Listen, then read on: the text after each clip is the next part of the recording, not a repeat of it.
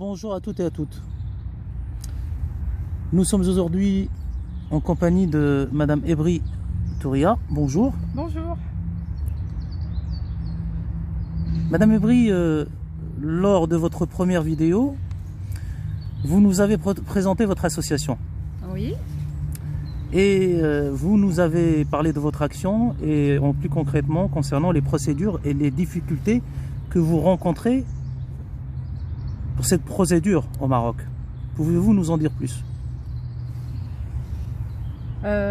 Oui, j'ai parlé des difficultés que les RME, les ressortissants marocains à l'étranger, rencontrent lors de saisines des tribunaux marocains. Donc effectivement, alors ce qui se passe, c'est que étant à l'étranger, c'est bien connu, on ne peut pas se défendre correctement. À savoir, vous êtes obligé de passer par un avocat. Jusqu'à là, partout, vous prenez un avocat pour défendre vos intérêts et qu'il vous représente. Mais maintenant, il y a un réel problème. C'est que lorsque vous êtes comme ça, par exemple moi dans mon cas en France et comme beaucoup d'autres femmes et beaucoup d'autres hommes, quand les tribunaux sont saisis donc au Maroc, on ne se défend pas comme on veut, c'est-à-dire c'est pas nous en tant que personne qui nous faisons entendre, vous voyez, on n'arrive pas à se faire entendre et à se faire comprendre. Voilà, il est là le problème. Avez-vous rencontré des difficultés lors de votre saisine du tribunal de Oujda? Oui, tout à fait, j'en ai rencontré énormément. J'ai pas rencontré une ou j'ai rencontré énormément de difficultés. Maintenant, par exemple, bon, on va prendre un cas, on va parler concrètement, on va prendre des cas bien précis. La dernière fois, j'ai saisi les autorités françaises, donc le tribunal d'instance, pour une saisie concernant le papa de mes enfants, pour récupérer 13 années d'arriérés de pension alimentaire.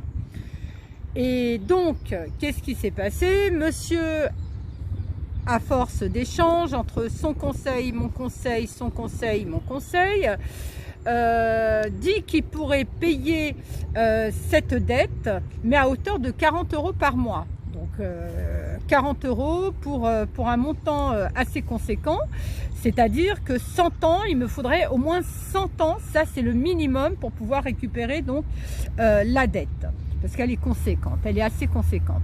Donc, étant donné que celui-ci a acheté une maison entre-temps au Maroc, à Oujda, donc ce que j'ai fait, par le biais de mon conseil, donc maître Sauvage, au barreau de Paris, il m'a dit bah, écoutez, puisqu'il a une maison, vous avez la possibilité de faire exequaturer donc l'arrêt, et de là vous pourrez saisir la maison une fois que cet arrêt est exequaturé, reconnu et exécutable au Maroc. Donc j'ai suivi donc les conseils de maître Sauvage, j'ai saisi le tribunal, le président du tribunal à Oujda pour faire une demande d'exequatur. Donc figurez-vous, j'ai dû passer par 3 étapes pour faire l'exequatur. Bon, 3 fois, rejeté, demande rejetée, demande bon, ok. Une fois que monsieur a été informé de cette exequatur par le biais de sa fille, puisque monsieur, bien sûr, comme il savait que les enjeux étaient importants, il n'a pas voulu tenir compte des propos de sa fille, qui lui a dit papa, voilà, puisque bon, ils sont en contact, maman t'a assigné pour faire exequaturer donc une décision, et de là faire les démarches au Maroc pour pouvoir récupérer les arriérés de la pension alimentaire.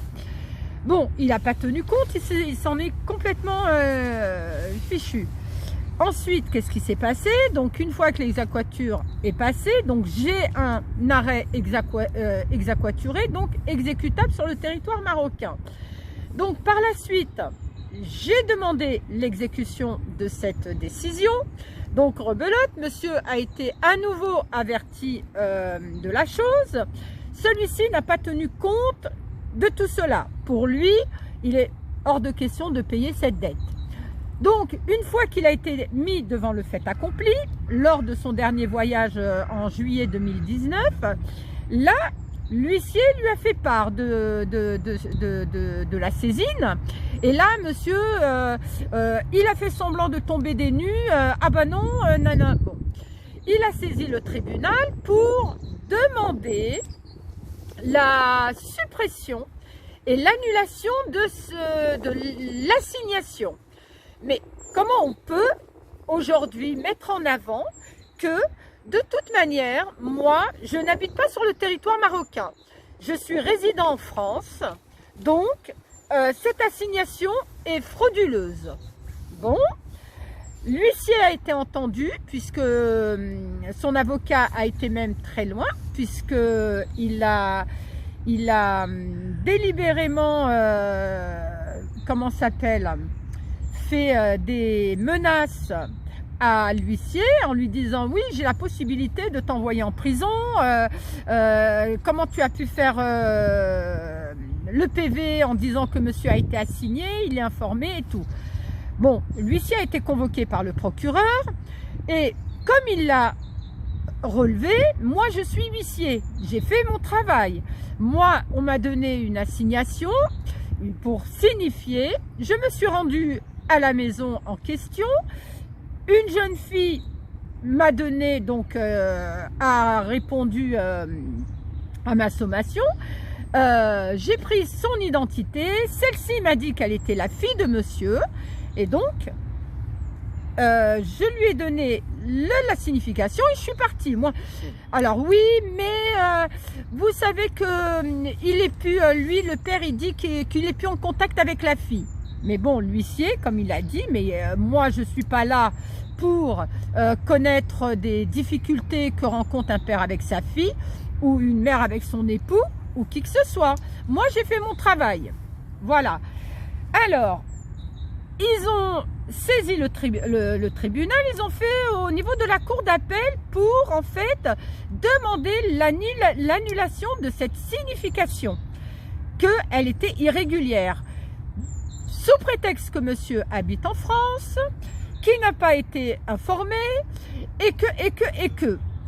Bon, mais d'accord, moi je veux bien, il n'y a pas de souci. Il n'y a pas de souci, moi je veux bien. Mais comment vous expliquer que moi, lorsque monsieur a décidé de divorcer, et il a été saisir le tribunal au Maroc, et qu'il a envoyé la signification chez mes parents, et encore, quand je dis chez mes parents, au domicile, à la résidence secondaire, excusez-moi, de mes parents, puisque mes parents habitent en France. Ils ont toujours habité en France, ils payent leurs impôts en France, et on a toujours vécu en France. Et que cette résidence secondaire, elle est que pour les vacances. Donc c'est bien que lui, il a fait sciemment. Voilà. Donc, là d'un côté, on me dit, ah bah oui, mais bon, madame... c'est bien la maison de monsieur Ebri, donc la signification, elle est valable. Tandis que moi, de mon côté, un juge qui se penche là sur le dossier dit que non, ou je ne sais pas, puisque là, on a un délibéré pour le 10 février. Et alors, il y a une chose qui est quand même assez surprenante parce que depuis que cette action est mise en place, donc on a répondu, hein, il y a eu des conclusions déposées par la partie adverse. Mon avocate sur place, Maître Abdi, donc, a répondu et elle a conclu à l'irrecevabilité pour la simple raison que tout était conforme, que tout a été respecté, que monsieur était informé, et que mademoiselle était sa fille, donc tout est conforme. Alors, chose surprenante, c'est que le juge qui est en charge le dossier a fait un délibéré, avait donné une date de délibéré, et 2 jours avant la date du délibéré, il a demandé à mon avocate, il lui a dit, de toute manière, je ne peux délibérer parce que je veux approfondir la chose. Donc, j'ai fait une demande que le greffe, excusez-moi, j'ai demandé au greffe de me monter le dossier de signification. Alors, je ne comprends pas pourquoi le juge demande ce dossier de signification, puisque il est juge, il se doit de juger sur pièce, à savoir la partie adverse a déposé les pièces, nous avons répliqué, ils ont répliqué, nous avons répliqué, et toutes les pièces ont été déposées. C'est pas au juge de devenir instigateur et devenir inspecteur. Donc voilà, tout simplement. Alors, en tant que femme, avant tout marocaine, et femme marocaine habitant en France, on va dire ressortissante marocaine à l'étranger, est-ce que c'est difficile pour les femmes marocaines? Est-ce qu'on peut parler d'équité judiciaire pour les femmes au Maroc, ou c'est plus difficile encore d'être marocaine à l'étranger et de récupérer son droit au Maroc? Pour une femme, c'est très difficile au Maroc d'être entendue et de pouvoir... Je crois que votre association, elle œuvre dans ce sens-là d'ailleurs. On œuvre dans ce sens-là, oui. Parce que pour nous, l'équité, elle se doit d'être appliquée aussi bien pour l'homme que pour la femme. Voilà. Alors que là, non. Là, en tant que femme, je sens qu'on insulte un peu quelque part mon intelligence. Est-ce qu'on peut dire que Sa Majesté le Roi a primo mis en place une moudawana qui est logiquement favorable pour la femme? Oui, tout à fait. Tout à 100%. Oui, tout à fait.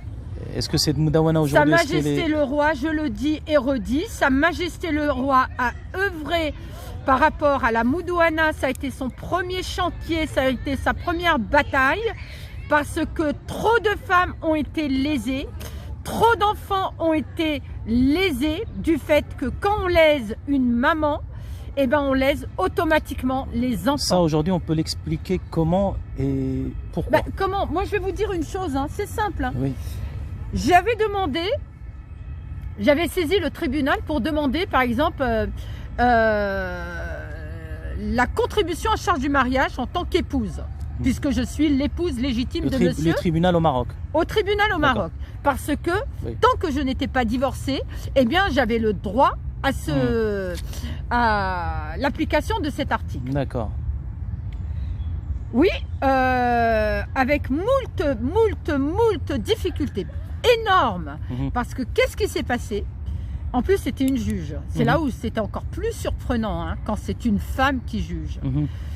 Et lorsqu'elle a jugé, j'ai donné la fiche de paye du père de mes enfants, hein, je dirais même pas mon ex-mari ou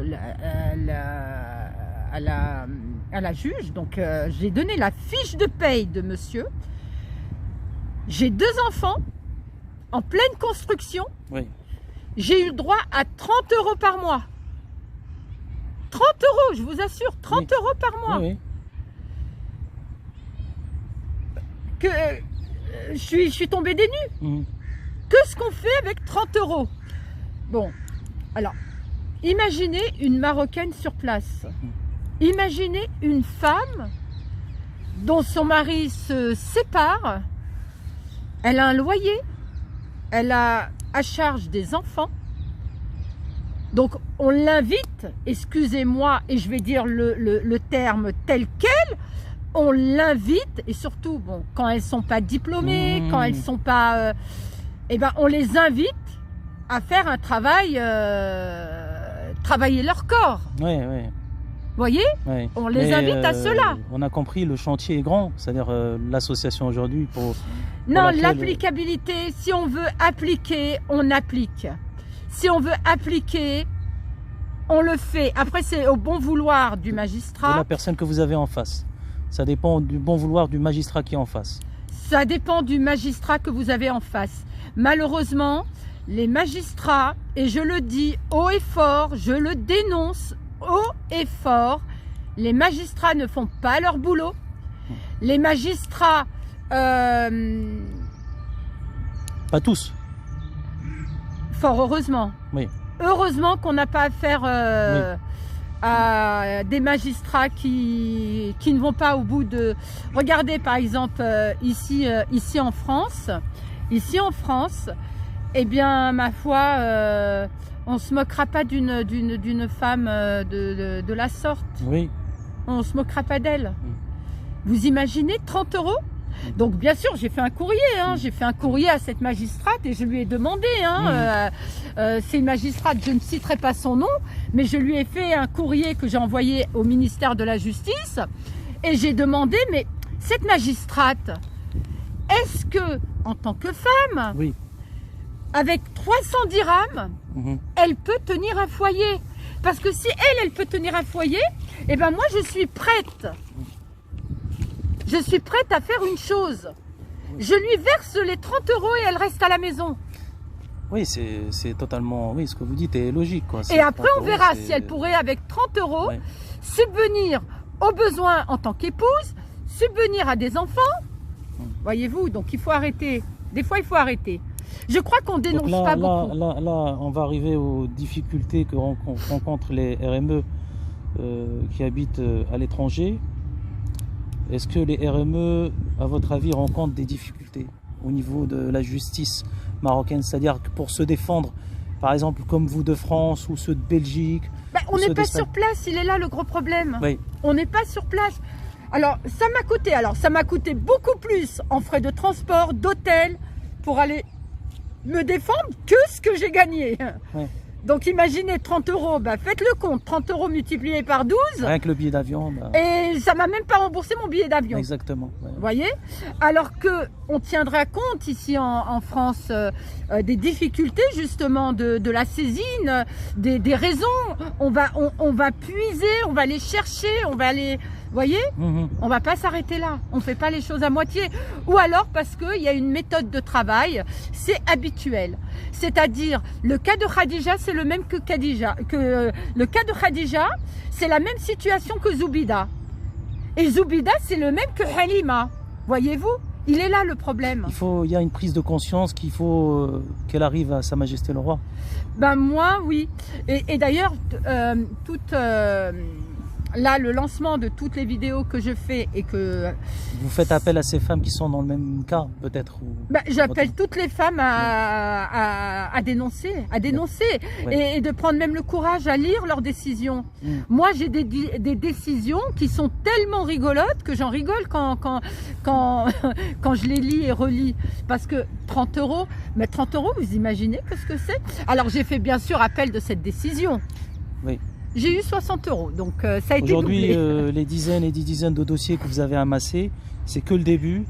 C'est que le début. Vous continuez, vous faites cet appel, vous avez laissé Moi, là, le numéro de déjà, par téléphone de exemple, l'association. je vais vous dire, la justice marocaine, je l'avais saisie déjà en 2005. Oui. Oui, en 2004 ou en 2005. Juste après l'abandon de famille de monsieur. Il y a une protection au niveau de la Moudouana c'est l'article 21, je crois, Oui. qui permet à une épouse qui est lésée comme ça par l'abandon de son époux. mari, Ouais. de demander la contribution à charge de mariage, Oui. et sans pour autant rentrer dans le cadre d'un divorce. D'accord. Donc j'ai fait cette demande. C'était une révolution, voyez-vous, qu'on a le droit de faire la demande. Et donc lorsque j'ai demandé cette application de cet article, Oui. ça m'a été refusé. Ça m'a été refusé pour la simple raison qu'il fallait que je passe en fait par une requête de divorce. Donc pourquoi vous m'imposez une requête de divorce? Je demande l'application de ça. Je veux pas divorcer à Sidi. Ah ouais, je veux pas divorcer. Je veux qu'on applique cet article. C'est un droit. La Moudouana me dit que j'ai le droit de faire... Les juges, ils vous l'ont dit. Ils vous ont dit pourquoi vous divorcez pas. C'est pas pourquoi vous divorcez pas. Oui. On m'a dit il faut passer par la requête de divorce. Voilà ce qui m'a été dit. Après, donc, on a dû refaire à nouveau ressaisir le juge pour demander donc la contribution. Mais là, j'ai été sur place, la contribution pour mes enfants. Donc, on m'a alloué 20 € par enfant, donc 40 € pour les deux. Et en tout cas, j'ai eu 100 €. On vous a rajouté 10 €. Non, j'ai eu en 2004 ou 2005, j'ai eu 100 € pour mes enfants et moi, de pension alimentaire. Les trois? Les trois, oui. Tout en sachant que monsieur a abandonné le domicile conjugal. J'ai donné sa fiche de paye qui tournait à 2300 €.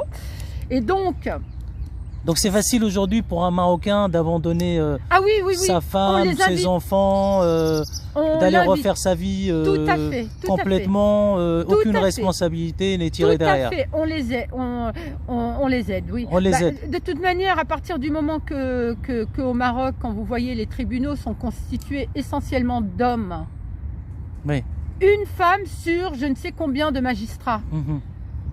Donc vous comprenez que quelque part le magistrat, il va pas donner raison à une femme puisqu'il pourrait être dans le même cas. Demain, le lendemain, il peut être dans cette situation. Donc voilà quoi.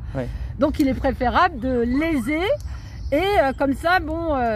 Mais bon, le problème c'est que Sa Majesté le Roi, moi j'en appelle à Sa Majesté le Roi pour lui dire qu'il faut absolument, parce que c'est bien beau en fait, il s'est attaqué à un chantier qui est vraiment titanesque. Oui, et puis aujourd'hui, c'est surtout les formations. Peut-être que ces magistrats manquent de formation. Peut-être. Et puis, il faut pas oublier de dire que ces femmes sont nos sœurs et nos mamans. Avant d'être la femme d'un tel, c'est la mère du futur enfant qui se construit pour demain, qui construit la société. Le problème, il est là. Et le magistrat en question, lui aussi, il a eu une maman et il a eu une sœur. Donc léser les femmes du Maroc, c'est léser, eux-mêmes. C'est léser la nation elle-même. Et c'est se léser eux-mêmes surtout. Et comme je vous dis, aujourd'hui, il faut pas deux poids deux mesures, il faut aller jusqu'au bout. Il faut faire les choses, il faut se battre. Ça, c'est une chose. Moi, je vais vous dire, j'étais même surprise arrivée au tribunal. Je vois que les gens, ils ont une certaine peur. Ils ont une peur. Ici, par exemple, quand vous êtes reçu par un magistrat, avec monsieur Abou, on part assister à des comment s'appelle, à des audiences.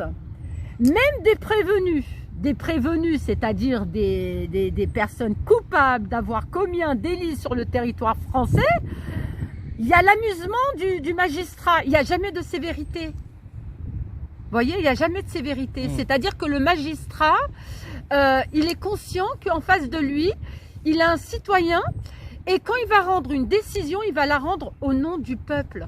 C'est-à-dire qu'il a un justiciable prévenu en face de lui, il va rendre une décision au nom du peuple et non pas en son nom. Mais tandis que là-bas, j'ai l'impression... Alors que le Maroc, les décisions sont rendues au nom de Sa Majesté le Roi. Dans le sens de Sa Majesté, mais Sa Majesté a donné les consignes nécessaires à tout cela. C'est pour ça que votre association aujourd'hui se regroupe pour... Avec d'autres associations pour ramener le plus de dossiers possible. D'ailleurs, vous avez eu le cas, vous m'en aviez parlé, de la femme de 75 ans qui a été délaissée par son mari de 80 ans, qui a vendu le pavillon ici en France pour aller se remarier au Maroc avec une personne 30 ans moins que son âge. Et la femme qui avait 75 ans, qui ne savait pas lire et écrire, s'est retrouvée divorcée à son insu. Divorcée à son insu au Maroc et vivait avec son épouse ici. Exactement, c'est ça. D'accord. Et donc, ils ont découvert ça donc une fois que le pavillon a été vendu, mais elle n'a pas trouvé au niveau du Maroc, elle n'a pas eu gain de cause parce qu'au Maroc on lui a dit bah oui. Parce qu'elle l'a su 4 ans après. Elle l'a su 5-6 ans après. Oui, oui, c'est ça. 5-6 ans après. Ouais. Pendant 6 ans, en fait, Ouais. il était en situation illégitime avec Oui. son épouse. Exactement. Et d'ailleurs, elle en est tombée malade par rapport à cette situation. Elle, en tant que musulmane, C'est ça. elle est tombée malade. C'est ça. Voilà, elle s'est sentie salie, comme elle m'a Bien dit. sûr. J'étais salie, souillée, parce que j'étais divorcée. Donc, j'étais dans une situation de haram avec lui. Ouais, Il ouais. était à la maison, Et, il vivait avec moi. Je dirais aussi que, est-ce que vous en appelez à la responsabilité des Marocains en général? Est-ce que vous pouvez approfondir la question? Les Marocains, c'est-à-dire que le Marocain lui-même, aujourd'hui, se sent de plus en plus impliqué dans ces histoires-là de délaissement. Bah, les Marocains, ils en profitent.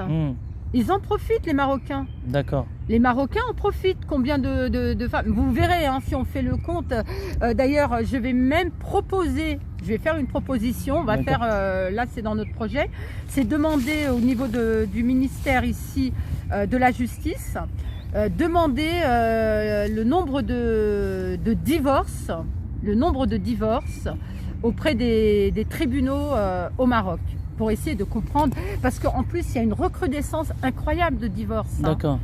Voilà, donc vous allez me dire, bon, c'est une nouvelle génération, mais tout ça parce qu'on leur apporte tout sur un plateau. Il est là le problème, et c'est ça qu'on doit changer. En fait, c'est changer les mœurs, changer le regard, faire en sorte que les gens soient plus, que la justice surtout, soit plus à l'écoute et qu'elle fasse les choses correctement et convenablement. D'accord. Voilà. Madame Ebri, on vous remercie beaucoup. De rien. On vous dit à très bientôt. À très bientôt.